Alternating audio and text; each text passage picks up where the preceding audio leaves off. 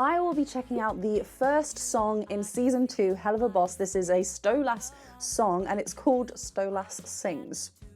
That is what he's doing, and this is what the song is called. A beautiful song. I have actually watched the Season 2, Episode 1, 2, and 3. You can go check it out over on Patreon now, but today I will just be fully focusing on Stolas Sings, the song. It's not, you get what I mean with the title. I'll be pausing and breaking down the vocals that we hear through the song. Please go and check out my other reaction and analysis videos to Helluva Boss. I am watching the full episodes. That is on Patreon as mentioned. But let's get to it. Happy pause.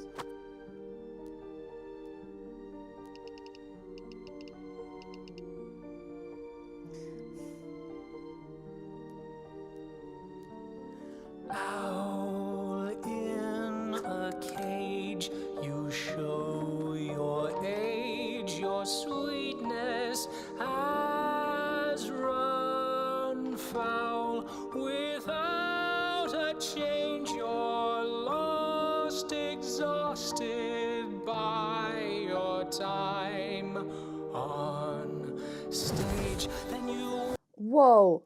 The phrasing of this is so cool. I love how we have, is it like on a piano melody following the vocal line melody as well? That was super cool. Everything is so fitting to how Stolas talks. His, like the tempo, you wouldn't expect him to sing something rap-based or just faster. He's got, it just matches with the aura around how he talks. Everything's really elongated. There's, you know, we hold onto the vowels and extend, and then we close and go over the bar, and everything's round, and there's slight vibrato. There's a bit of an operatic classical sound as we hit a higher note, just allowing it to ring a little bit deeper. It's beautiful. Yeah, there's a slight breath in his delivery as well. I loved that moment that we went a little bit higher. Where was that? Owl in a cage, you show your age, your sweetness has run foul. Like, has run foul. I think they're quite straight tone, and then we get it, but there's a slight even the owl in the owl at the beginning almost feels like it's not a sudden owl, like glottal, owl, like a breath, almost like we're saying howl. But yeah, this it's a really great control of the breath coming through the vocal folds and not just getting it too breathy, but monitoring how much muscle, how much contact we need from the vocal folds and how much breath to come through to still get tone produced, right? We don't just want it to be a whisper, unless we do, but in this sense we are getting tone still. It's just a beautiful control. You show your age, your age, that was a glottal there. has run foul. Without Nice open thick sound there. Exhausted by your time on stage. Then you walked in my room, and like sparks in the dark, life was suddenly thrilling and new. There are really interesting intervals, thrilling and new, like really small intervals. Sometimes those small ones, rather than bigger jumps, create a bit more of an eerie minor feel as well, because we're going, it's really interesting because it's not going where we think it's going to go. So there's an underlining uneasy feel there, and it's eerie.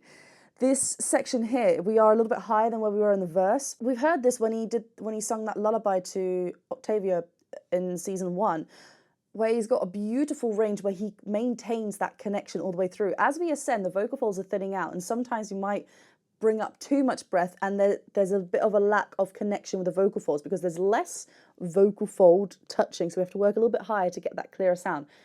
He does this so well. Bryce Pinkham there, yeah. He does this so well as he ascends, as he gets higher, maintaining this full sound by blending. This is where we go into a little bit more of a mix territory, a mixed combination of what we want, because we are getting higher. So we need that support from up top, but still allowing it to have that same presence as we did in our chest voice, but without the same thickness, because obviously things are changing inside. It's a beautiful passageway there. On That stage, then you walked in we're already my room, and like sparks in the dark, life was dark. There's almost like a call there as well, and he's not dark.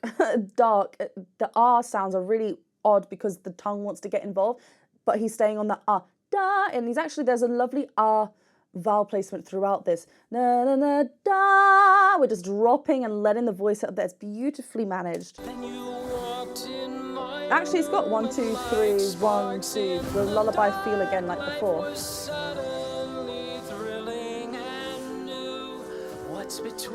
Interesting that it happened on the word thrilling. Just a comfortable lie. I'm the fool who believes when you look in my eyes. I love all these slight fall downs on it's really interesting intervals. Yeah, there we had much more of the comfortable lie. I think it was on that line that much more of the emotion came through. We heard a little bit of the cry onto the vocal folds. When we include cry, we are increasing the resistance in the vocal folds, getting much more of a clearer sound and feeling light in the vocal folds rather than reaching up with this thickness. So yes, it helps us tool-wise, technique-wise with our singing, but also here we're really allowing it to be heard. So it's as an emotional storytelling delivery as well. It's so cool. I love how we're just hearing that the voice break, and again, not because the voice is unable to not, that it's breaking because there isn't enough strength there or support. It's because it's the character there. It's very well delivered. Just a